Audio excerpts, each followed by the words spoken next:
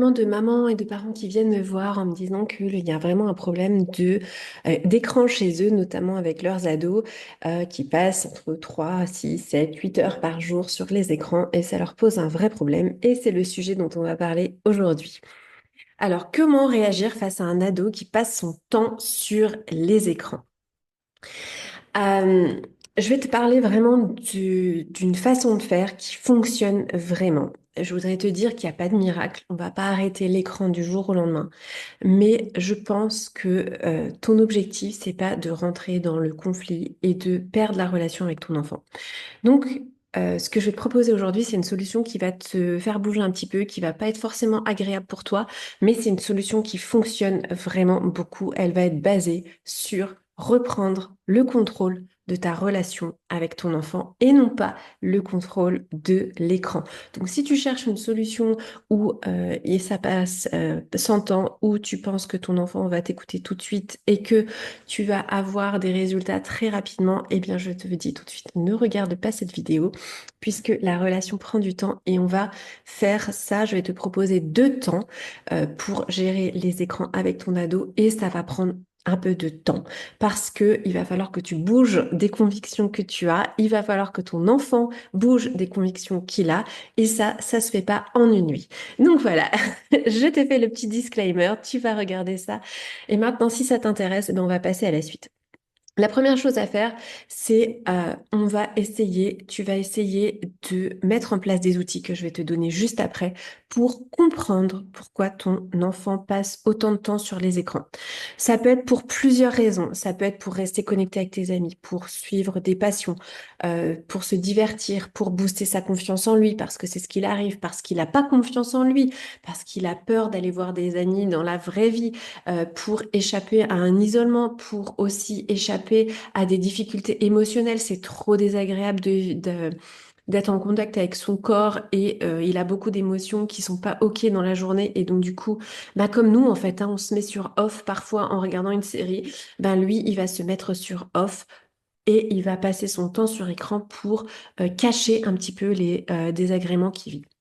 Je suis pas en train de te dire que c'est toi la coupable et il cache ses émotions parce que c'est l'enfer à la maison. C'est pas du tout ça. Parfois, c'est beaucoup plus compliqué que ça. Ça peut être des choses à l'école, ça peut être des choses où il n'est pas habitué à vivre et que c'est désagréable. Ça peut être vraiment, comme je disais, ce sentiment de solitude. Et la première étape va consister à comprendre qu'est-ce qui se joue derrière ce temps d'écran de ton enfant. Je voulais te dire aussi que l'écran, ça peut être aussi une addiction, c'est-à-dire que ça va lui créer de la dopamine, un bien-être qui va créer une addiction. Hein. C'est un peu comme nous quand on se met sur off, quand on scrolle sur notre téléphone. Eh bien, c'est pareil pour lui. Sauf que comme son cerveau n'est pas mature, ça va être décuplé et il ne va pas savoir s'arrêter ou il va vivre une vraie frustration et parfois des trucs de colère quand tu vas chercher à l'arrêter. Et donc, pour bouger un peu tes idées, l'idée, ça va être d'arrêter de voir l'écran comme un problème en fait. Dis-toi que l'écran, c'est juste la surface de l'iceberg et que en dessous, ton enfant, il a vraiment des besoins, il a des choses qui sont en train de vivre que son écran l'aide à vivre ou à surmonter. Donc c'est une façon de surmonter peut-être ses difficultés émotionnelles, peut-être sa solitude, peut-être son manque de confiance en lui, peut-être son besoin de dopamine. Donc tout ça, il faut que tu te dises que l'écran, c'est une façade en fait. Et nous, on va aller s'appliquer à aller chercher ce qu'il y a en dessous.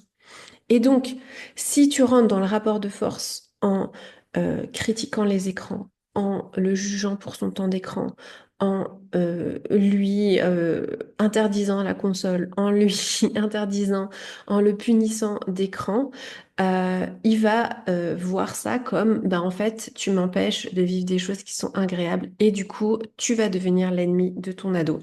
Et on a besoin que la relation soit de nouveau serrée entre toi et ton enfant pour pouvoir gérer ce temps d'écran. Donc, dans un premier temps, lâche prise sur son temps d'écran. Mais par contre, je vais te donner des astuces pour aller rechercher quel est le besoin qui se cache derrière ce besoin d'écran de ton enfant. C'est à toi de faire le premier pas. Vraiment, il faut que tu le saches, c'est à toi de faire le premier pas et tu vas probablement faire le deuxième, le troisième, le quatrième, le quinzième, le seizième, le vingtième, avant, peut-être, en fonction de la situation où tu es, mais si tu as besoin de conseils vraiment plus précis, eh bien, n'hésite pas à réserver un appel avec moi, on en discute ou à te faire accompagner sur le sujet par des professionnels. Euh, Tu vas devoir vraiment prendre le temps de reconnecter avec ton enfant. Je vais faire encore une petite parenthèse. Si tu sens que ton enfant a un vrai mal-être, que tu penses qu'il y a une urgence et que l'écran cache des souffrances qui sont beaucoup plus complexes que ce que tu penses, qui sont de l'ordre du harcèlement, de l'ordre vraiment du mal-être, de l'ordre de la dépression, de l'ordre de choses où tu as l'impression que tu sais que ton enfant ne va pas bien, alors là, il y a vraiment urgence. Euh, Prends rendez-vous avec un psychologue pour ton enfant et on va règle la chose tout de suite. On ne va pas jouer avec les urgences, d'accord? Ma vidéo, elle est faite pour reprendre contact avec ton enfant, mais elle ne va pas t'aider à gérer une urgence et vraiment un mal-être profond de ton adolescent. Donc n'hésite pas à prendre rendez-vous avec des professionnels qui sont formés pour ça. Voilà. Donc du coup, l'idée, ça va être de reprendre contact avec ton ado au travers des écrans.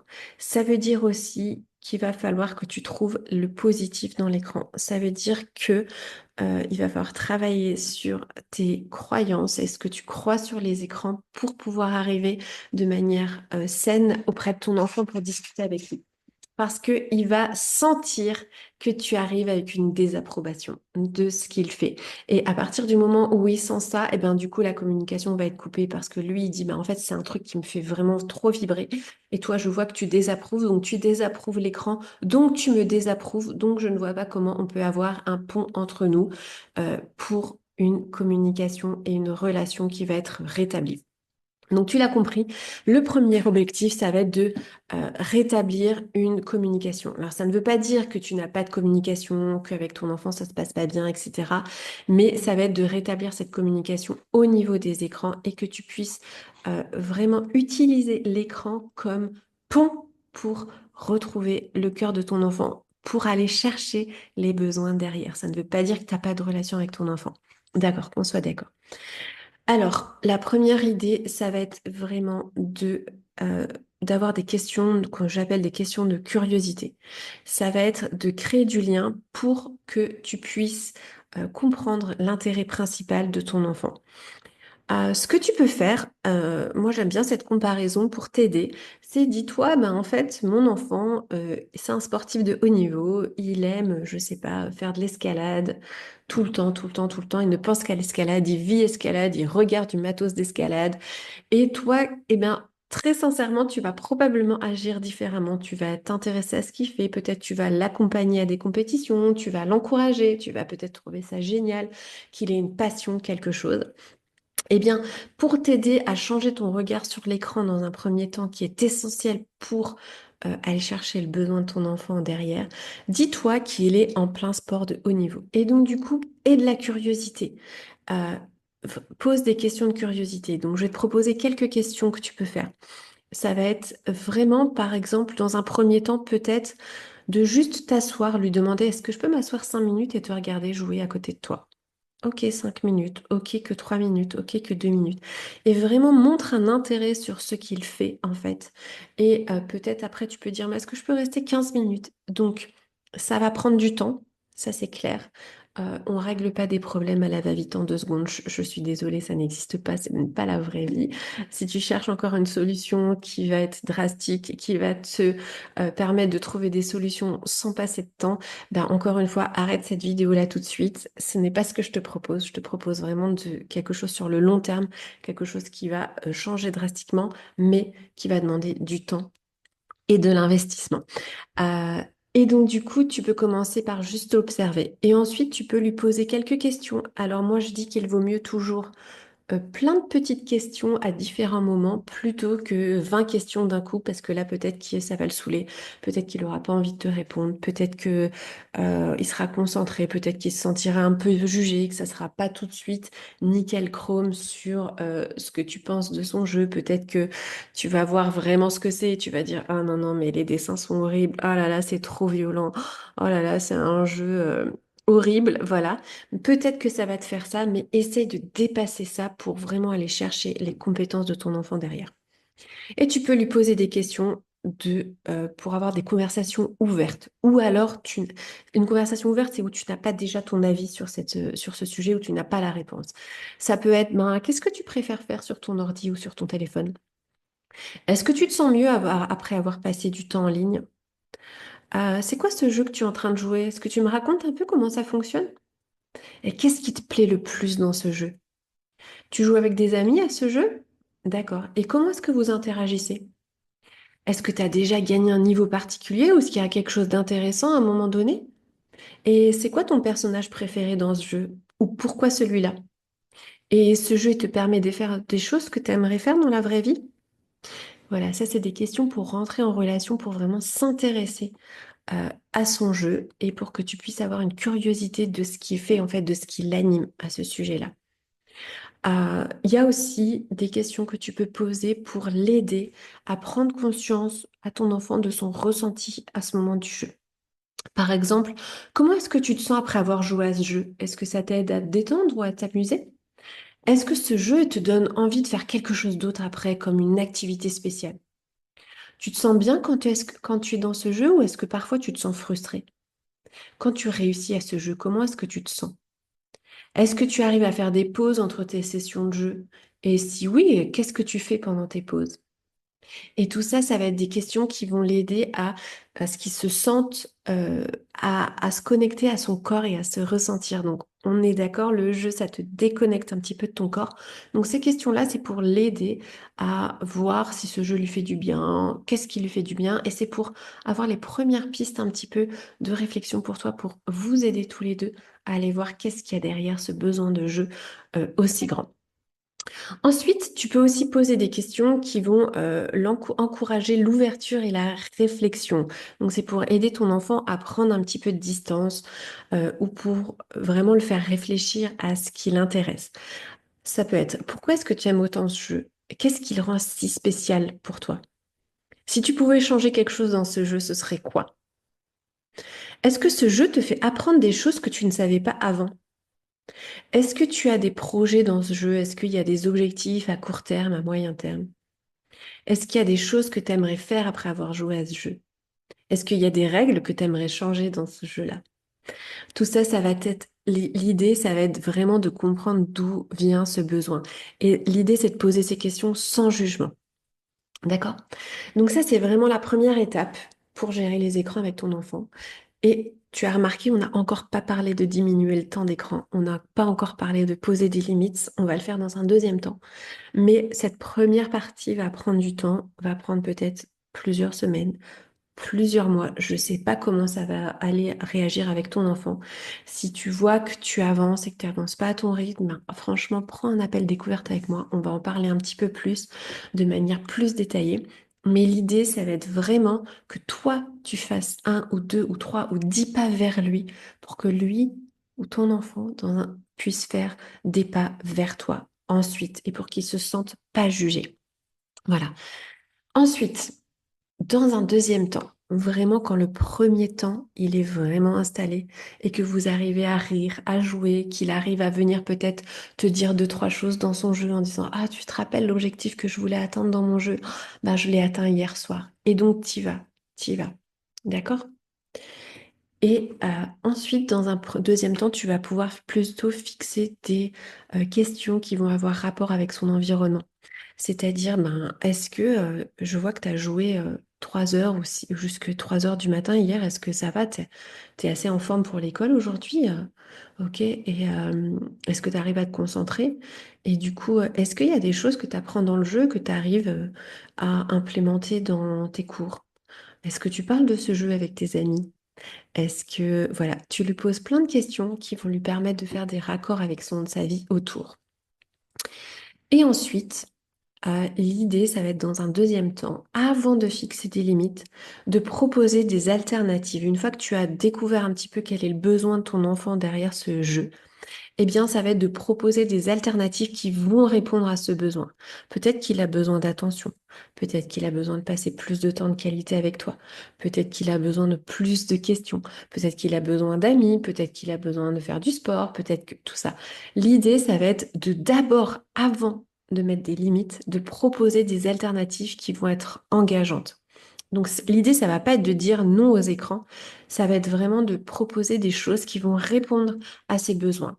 Donc ça peut être, par exemple, si tu as parlé qu'il avait besoin de faire des pauses entre plusieurs parties de son jeu ou pendant ce jeu, bah tu dis, bah, qu'est-ce que tu en penses si la prochaine pause, on la prend ensemble et on va se balader 15 minutes, 20 minutes. Et là, du coup, tu vas lui poser des questions. Comment tu te sens? Est-ce que ça te fait du bien d'être à l'air extérieur? Et tu vas lui dire, franchement, j'ai vraiment apprécié passer ces 20 minutes avec toi de pause. Ça me fait du bien. La prochaine fois que tu as une pause et que je suis dispo, j'aimerais vraiment la faire avec toi. Et du coup, tu vas répondre à ses besoins d'attention, peut-être de connexion, peut-être de sortir dehors. Et tu vas vraiment partager des moments sans écran avec lui. Tu vas mettre ça en place de manière euh, qualitative. Donc peut-être que tu auras moins besoin d'aller dans sa chambre pour l'observer ou moins besoin de questions, mais du coup tu vas transformer petit à petit ces temps que vous aviez dans son antre, dans son domaine, en temps à l'extérieur. Ça peut être dans la cuisine, faire un gâteau, ça peut être quelque chose.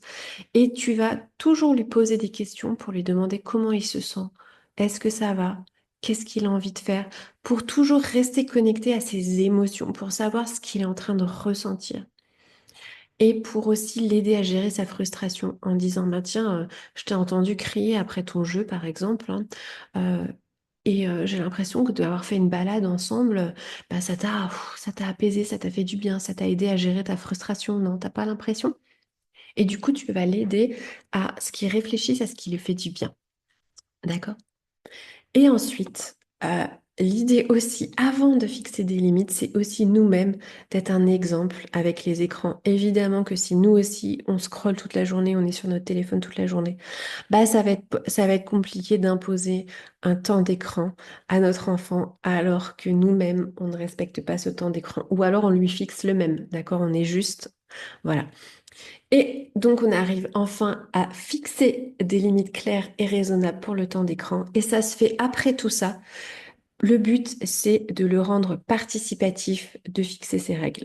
Plus ton enfant va collaborer et va fixer lui-même ses règles qui vont descendre de petit à petit, plus il va être à même de les respecter parce que du coup, il va s'engager dans la décision. D'accord? Et que tu pourras lui rappeler, tu pourras dire, mais qu'est-ce qu'on avait dit au sujet du temps d'écran? Pourquoi est-ce que c'est difficile pour toi d'arrêter le temps d'écran dont on avait discuté ensemble? Est-ce que je peux t'aider à ce sujet-là? Qu'est-ce qui fait que tu as envie de continuer? Et du coup, tu vas continuer à apprendre à le connaître à ce sujet-là, d'accord? Et c'est simplement vraiment en collaboration, dans une relation saine, avec une connexion et où l'enfant sait que tu cherches son bien-être et que tu ne le cherches pas à simplement supprimer le temps d'écran dont il a vraiment besoin, donc qui est important pour lui. Eh bien, dans ce cocon-là, il va pouvoir décider avec toi de limites raisonnables pour le temps d'écran. J'espère que cette vidéo t'a aidé. L'idée, ça va être vraiment de gérer le problème en profondeur. Tu l'as compris. Ça va prendre du temps, ça va te prendre de l'investissement. Donc du coup, ça va te prendre du temps en fonction de l'investissement que tu peux apporter. L'idée, c'est d'être régulière. Il vaut mieux plusieurs fois 5 ou 10 minutes par semaine ou 20 minutes par semaine ou plusieurs, tous les jours 5 minutes plutôt qu'une fois 1 heure. En fait, c'est plus efficace des petits moments. Et l'idée, ça va être vraiment de comprendre le bien-être émotionnel de ton ado derrière les écrans. Si tu veux en savoir plus, et si tu as besoin d'être accompagné sur ce sujet-là, parce que tu as besoin de pistes qui vont vraiment correspondre à ta famille, à ton ado, que tu as besoin de savoir quoi répondre parce qu'il t'a répondu quelque chose et que tu sais pas quoi dire à sa réponse, ben n'hésite pas à prendre un appel découverte avec moi. C'est gratuit le premier et après on voit ce qu'on peut faire pour t'aider vraiment à avancer plus loin dans cette gestion des écrans avec ton enfant. J'ouvre des coachings qui sont spéciaux one-to-one. Donc du coup, on se fixe un objectif. Si ton objectif, c'est la gestion des écrans, eh bien, on va ne travailler que sur ce sujet-là et on va décider ensemble combien de temps il y a besoin. Donc ne t'inquiète pas, c'est du sur-mesure. Voilà, donc n'hésite pas à me contacter si cette approche, elle te plaît, de vraiment connecter avec ton enfant avant de, pour avant de simplement rentrer dans le conflit et que c'est la guerre à la maison à cause des écrans, essaye cette approche. Et si tu as besoin d'aide, si tu as besoin d'être encouragé, si tu as besoin de voir les choses qui avancent aussi, parce que parfois c'est compliqué de voir ce qui a vraiment avancé, eh bien n'hésite pas, réserve un appel découverte et on en parle ensemble.